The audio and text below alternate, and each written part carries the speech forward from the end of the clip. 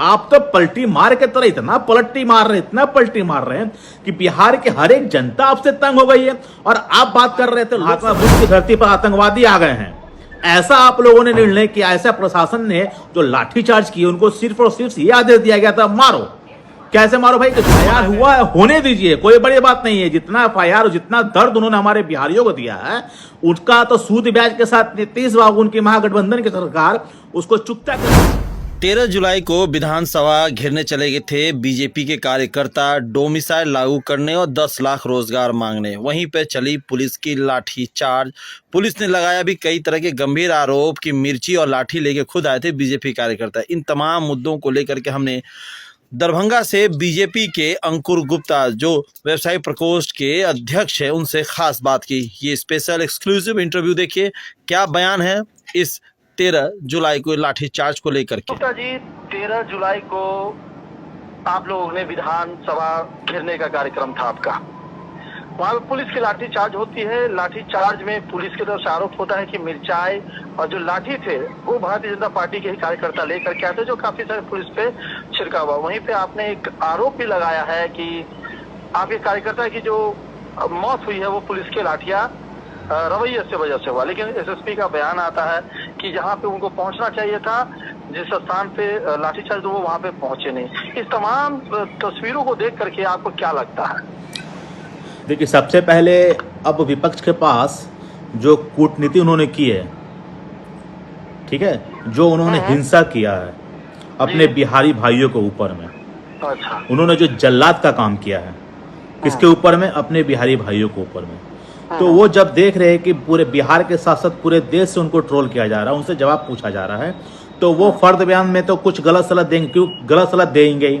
क्यों? क्योंकि गृह विभाग उनके हाथ में है, ये डिसीजन लाठीचार्ज का उनके हाथ में था। आप बताइए मुझसे कि जब शिक्षक 11 जुलाई को घेराव कर रहे थे अपनी मांगों को लेके, तो उनके ऊपर में लाठीचार्ज हुई थी कि नहीं हुई थी? हुई थी। तो जब और शिक्षकों की मांगे क्या है? जो आपने महागठबंधन ने जो उनको विश्वास दिलाया था कि हमारे महागठबंधन की जब सरकार बनेगी तो जितने भी नियोजक शिक्षक हैं उनको राजकर्मी का दर्जा मिलेगा। ये अपने उसी मांग को लेकर पूरा कर रहे हैं, उसी मांग पर अड़े हुए हैं। ये कह रहे हैं कि महागठबंधन की सरकार बन चुकी है तो इनको राज्य कर्मी का दर्जा मिले। इनकी जब मांगे पूरी नहीं हुई तो इन लोगों ने घेराव किया तो उनको डाक बंगला चौक पर इनके ऊपर में लाठीचार्ज हुई। जब भारतीय जनता पार्टी तो इस चीज को हमेशा से उठाते आ रही है कि महागठबंधन की जो सरकार चल रही है, चाचा और भतीजा की जो सरकार चल रही है, वो फरेब झूठ की सरकार चल रही है, झूठे वादों की सरकार चल रही है, सिर्फ और सिर्फ सत्ता सुख भोगने की सरकार चल रही है। उन्होंने जितने वादे किए हैं आप मुझे बता दीजिए उनमें कितने वादों में वो 1% भी खड़े उतरे हैं? किसी में खड़े नहीं उतरे हैं। युवाओं की बात कर लीजिए, रोजगार की बात कर लीजिए, शिक्षकों की बात कर लीजिए, इस किसी भी बात में वो खड़े उतरे हैं? नहीं उतरे हैं। भारतीय जनता पार्टी हमेशा से उनके किए हुए वादों को सामने आईना बनाकर उनको सामने रखते हुए आई है। और जब देखा भारतीय जनता पार्टी ने कि शिक्षकों के साथ उनकी जो मांगे हैं उनको पूरी नहीं की जा रही, उनके ऊपर जब लाठीचार्ज हुई, तब भारतीय जनता पार्टी के प्रदेश अध्यक्ष माननीय सम्राट चौधरी जी ने कहा कि हम अपने बिहार वासियों के दुख सुख के साथी हैं। उन्होंने 13 तारीख को विधानसभा घेराव करने का शिक्षकों की मांग को लेकर उन्होंने ये कार्यक्रम किया।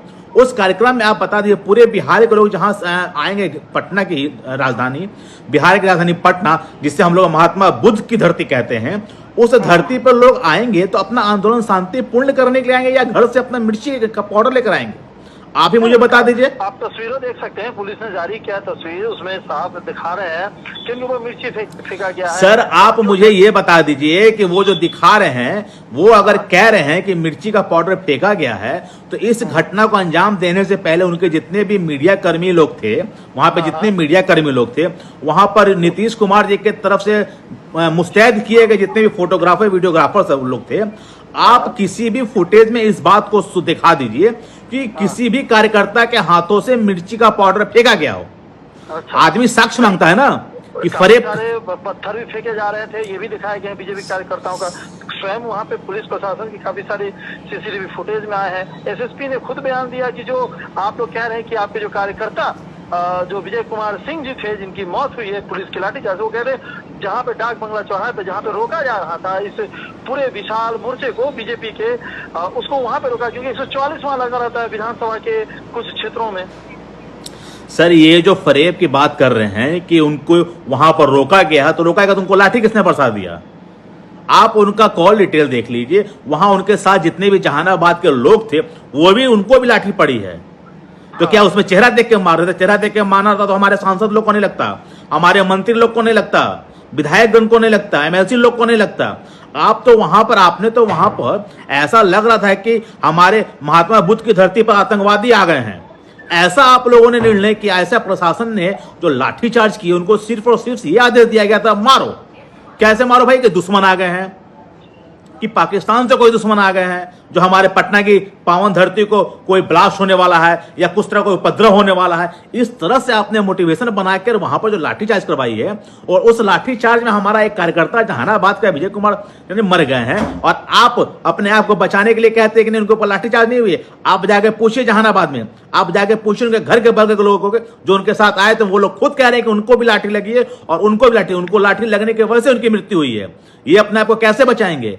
बचाना दूर हो गया इनका, ये जवाब तो देते फिर यार, अभी तो शुरुआत हुई है इनकी। अगर हम आखिरी सेंटेंस में पूछे तो 17 साल 18 साल से आप भी सरकार, जनता दल यूनाइटेड के साथ आपकी सरकार थी, जब राजद के भी इस तरीके से विधानसभा से उठा के बाहर फेंका जाता है विधायकों को, उसके बाद फिर वो भी इसी तरह के विचार मार्च किए थे तो उन पर भी लाठियां चार्ज हुई थी। तो क्या इसको क्या लगता है, क्या ये बदला लिया गया? देखिए, बदला तो लिया ही गया। बदला लेने के चक्कर में आपने लाठीचार्ज किस पर करवाई भैया? आपने अपने बिहारियों पर लाठीचार्ज करवाई है। लाखों के तादाद में जो क्या थे उस समय जब आरजेडी वाले जब क्या करते थे, क्या उसमें वो बिहारी नहीं थे? वो बिहार के लोग नहीं थे भैया। वो लोग तो मान लीजिए कि वहां पे अपने दल के लोग थे ना, वो लोग तो विधानसभा में ही लगता था क्या कि एक दूसरे की हत्या कर देंगे। उनकी बोल आप देखिए कि उनके कितने कड़वे बोल रहते थे। उनके बोल से लगता था कि जंगल राज का बोल वहां पर आ रहा है। जो वो लोग करते आए बिहार को, वैसे वो लोग करते थे।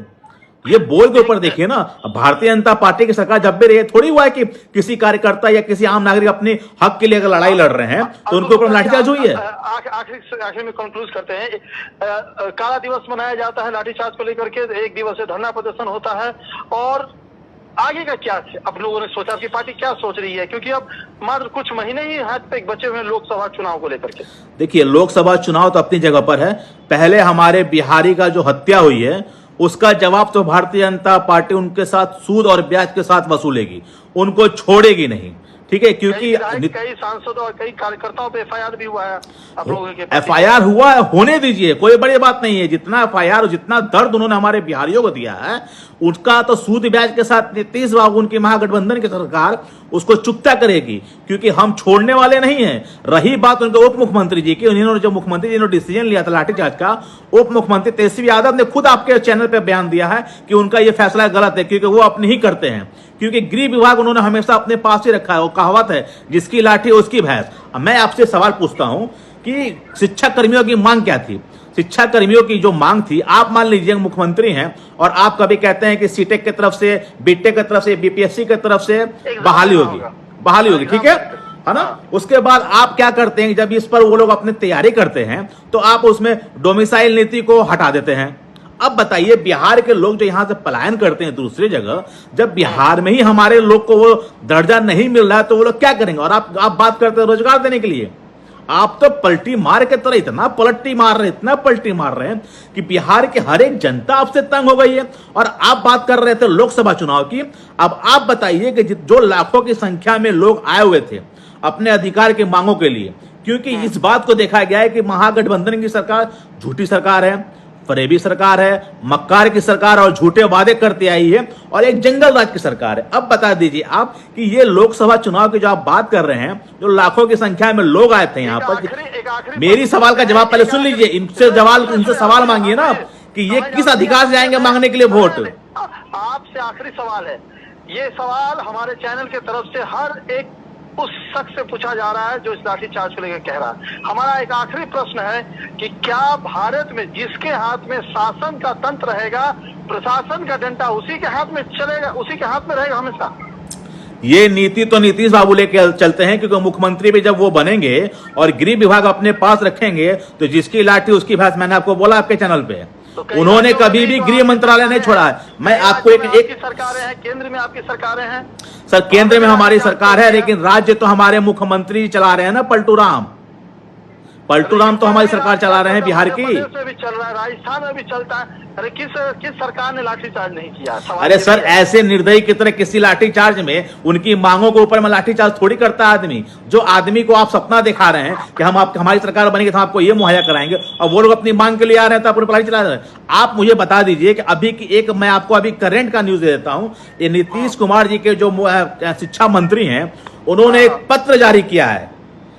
एक पत्र जारी किया है कि प्राइमरी स्कूल के जो टीचर लोग हैं वो माध्यमिक स्कूल के बच्चों को पढ़ाएंगे। मतलब समझ रहे हैं आप? इसका मतलब ये हो गया है कि जूनियर टीचर सीनियर क्लास के बच्चों को पढ़ाएंगे। अब कैसी शिक्षा व्यवस्था की व्यवस्था चल रही है, इस पर आप जरा उनसे पूछ लीजिए, मुख्यमंत्री साहब से या शिक्षा के जो मंत्री हैं उनसे पूछ लीजिए सवाल कि जरूर शिक्षा मंत्री से पूछिए। अरे सर, जूनियर क्लास के जो टीचर हैं वो सीनियर क्लास के स्टूडेंट को पढ़ाएंगे? हायरे तो नहीं, शिक्षा विभाग की अजीब गरीब के फैसले लिए जा रहे हैं। इससे तो ये मालूम चल रहा है कि जैसी सरकार वैसे उसके मंत्री।